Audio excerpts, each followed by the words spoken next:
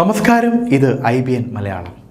പെരിന്തൽമണ്ണയിൽ ജുവലറി ഉടമകളെ ആക്രമിച്ച് 3 കിലോയിലധികം വരുന്ന സ്വർണം കവർന്ന കേസിൽ പിടിയിലായ പ്രതികളിൽ ബാലഭാസ്കറിൻ്റെ മരണസമയത്ത് അദ്ദേഹത്തിൻ്റെ വാഹനമോടിച്ച ഡ്രൈവറും ഉൾപ്പെടുന്നു.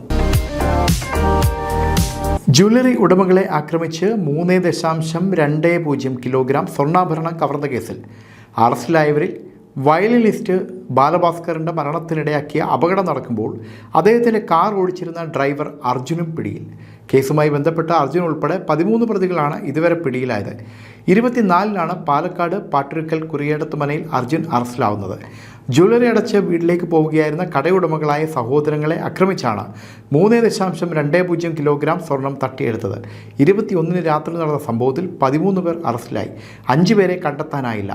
പെരിന്തൽമണ്ണയിൽ നിന്ന് കവർച്ച നടത്തി ചെർപ്പുളശ്ശേരിയിലെത്തിയ സംഘത്തെ അവിടെ കാത്തുനിന്ന് പ്രതികളിലൊരാളായ മിഥുൻ്റെ വീട്ടിലെത്തിച്ചത് അർജുനാണെന്ന് പോലീസ് അറിയിച്ചു.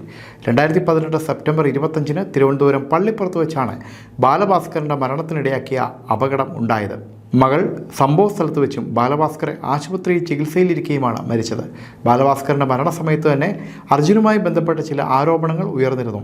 കവർച്ചാ സംഘങ്ങൾക്കായി വാഹനമോടിച്ചതിന് അർജുൻ്റെ പേരിൽ നേരത്തെ 2 കേസുകളുണ്ട്.